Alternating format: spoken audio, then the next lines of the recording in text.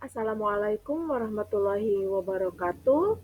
Saya Dewi Ariyanti akan menyampaikan koneksi antar materi modul 2.3 tentang guru penggerak berfokus pada coaching untuk supervisi akademik. Sebuah pendekatan yang bertujuan untuk meningkatkan kompetensi guru, model ini menekankan 3 prinsip utama coaching: kemitraan, proses kreatif, dan memaksimalkan potensi. Tujuannya adalah untuk membantu calon guru penggerak menjadi coach yang efektif, yang mampu membimbing guru lain dalam menemukan solusi dan mengembangkan potensi mereka. Pengalaman atau materi pembelajaran yang baru saja saya peroleh adalah paradigma pembelajarannya. Coach melihat dirinya sebagai fasilitator pembelajaran, membantu coach untuk belajar dan berkembang melalui pengalaman dan refleksi. Paradigma pertumbuhannya adalah coach percaya bahwa setiap orang memiliki potensi untuk berkembang dan belajar, dan tugasnya adalah untuk membantu coach untuk mencapai potensi mereka. Paradigma kemitraannya adalah coach dan coach bekerja sama sebagai mitra yang setara, saling menghormati dan menghargai. Paradigma berkelanjutannya adalah coach membantu coach untuk membangun kebiasaan dan strategi yang berkelanjutan untuk mencapai tujuan mereka. Modul 2.3 coaching untuk supervisi akademik memberikan pengalaman belajar yang sangat berkesan dan membuka wawasan baru tentang peran guru sebagai coach dalam meningkatkan kualitas pengajaran. Kompetensi inti coaching adalah present atau hadir secara penuh, mendengarkan aktif dan mengajukan pertanyaan berbobot. Materi ini menekankan pentingnya pendekatan coaching dalam supervisi akademik yang berbeda dengan mentoring, konseling, fasilitasi, dan pelatihan. Coaching lebih fokus pada membantu seseorang untuk belajar daripada mengajarinya. Emosi yang saya rasakan selama mengikuti pembelajaran di modul 2.3 ini diantaranya adalah: pertama, cemas. Saya merasa cemas. Sebelum mengetahui isi dari modul 2.3 ini, cemas ini muncul karena saya sangat khawatir bahwa saya mungkin tidak akan mampu memahami materi ini dengan baik, dan juga tidak yakin apakah saya bisa mengaplikasikannya dengan rekan-rekan sejawat. Yang kedua, saya tertarik. Setelah melakukan eksplorasi konsep, minat saya untuk lebih memahami isi dari modul ini mulai tumbuh. Ketiga, rasa gembira. Saya merasa sangat senang sekali ketika saya berhasil melakukan praktek coaching bersama rekan calon guru penggerak lain di ruang kolaborasi dan demonstrasi kontekstual. Yang keempat, rasa optimis. Selain gembira, saya juga merasa sangat optimis bahwa saya bisa mengimplementasikannya di sekolah di mana saya bertugas. Dalam proses belajar modul ini, saya merasa bahwa proses coaching yang saya terapkan sudah sesuai dengan alur Tirta, yaitu tujuan, identifikasi masalah, rencana aksi, dan tanggung jawab dalam pengambilan keputusan.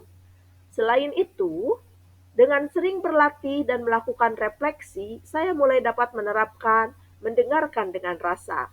Namun saya menyadari bahwa masih banyak hal yang perlu diperbaiki, seperti berlatih menjadi seorang coach yang baik dan mengajukan pertanyaan yang mendalam.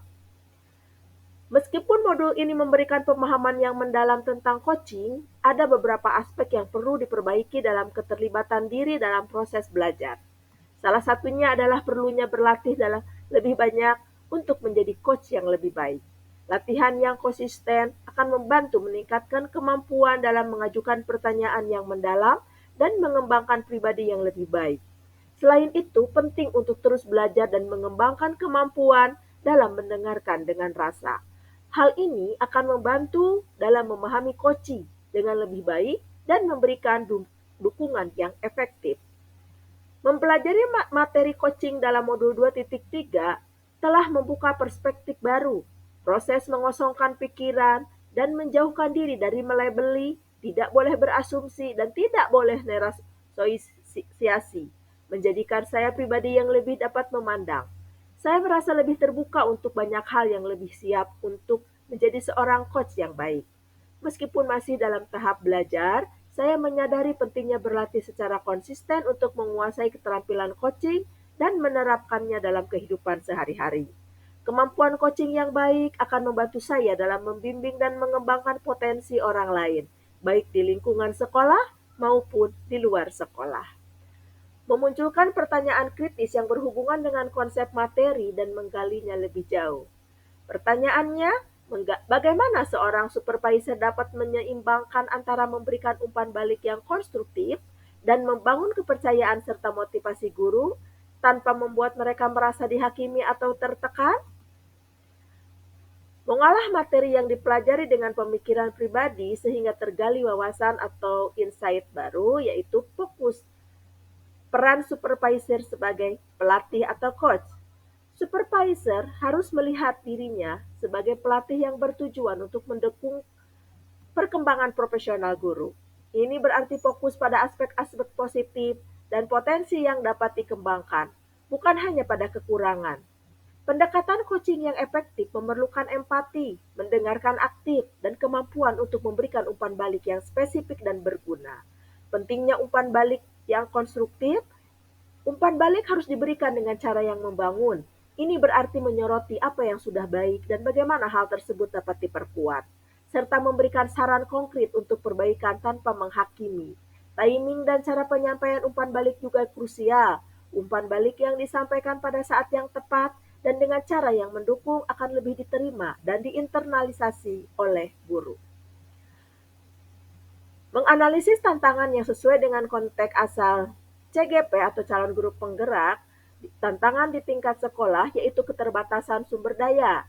Analisis yang didapat, banyak sekolah menghadapi keterbatasan sumber daya seperti kurangnya fasilitas, bahan ajar, dan teknologi.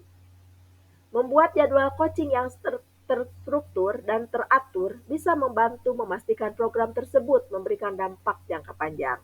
Dan adaptasi kontekstualnya menghadapi tantangan dalam adaptasi terhadap konteks lokal menunjukkan bahwa fleksibilitas dan kreativitas sangat diperlukan. Insight-nya adalah pelatihan dan supervisi harus selalu mempertimbangkan kondisi lokal, termasuk aspek budaya sosial dan ekonomi untuk bisa efektif. Seorang supervisor yang menghadapi resistensi dari guru-guru senior yang merasa pengalaman mereka sudah cukup tanpa perlu tambahan supervisi atau coaching. Pentingnya menggunakan pendekatan yang menghargai pengalaman dan kontribusi mereka, serta menunjukkan bagaimana coaching dapat memberikan nilai tambah tanpa merendahkan pengalaman mereka. Insight-nya adalah membuat jadwal coaching yang terstruktur dan teratur bisa membantu memastikan program tersebut memberikan dampak jangka panjang. Keterampilan coaching yang saya pelajari di modul ini sangat relevan dengan materi sebelumnya di paket modul 2, yaitu pembelajaran berdiferensiasi dan pembelajaran sosial emosi. Kemampuan untuk menjadi coach yang baik akan membantu saya dalam mengimplementasikan pembelajaran berdiferensiasi dengan memahami kebutuhan dan potensi setiap siswa. Selain itu, keterampilan coaching juga penting dalam membangun hubungan yang positif dan empatik dengan siswa yang merupakan kunci dalam pembelajaran sosial dan emosi menggunakan teknik stop dan mindfulness. Liliana Tanggulangan dan kawan-kawan dalam jurnalnya yang berjudul Coaching Model Tirta dan Supervisi Akademik, Strategi Inovatif untuk Meningkatkan Kualitas Pembelajaran di Sekolah. Dalam jurnal ini dijelaskan bahwa penelitian ini mengeksplorasi coaching model Tirta sebagai pendekatan inovatif dalam supervisi akademik bertujuan untuk meningkatkan mutu pendidikan di lingkungan sekolah melalui kajian literatur yang mendalam. Studi ini juga menguraikan dampak positif coaching model Tirta terhadap pengembangan keterampilan guru, motivasi siswa, dan hasil belajar dengan mempertimbangkan berbagai aspek. Penelitian ini memberikan wawasan mendalam tentang pentingnya penerapan coaching model Tirta sebagai pendekatan inovatif untuk meningkatkan mutu pembelajaran di sekolah. Itu saja yang bisa saya sampaikan. Terima kasih banyak. Mohon maaf atas segala kekurangan. Wassalamualaikum warahmatullahi wabarakatuh. Tergerak, bergerak, dan menggerakkan.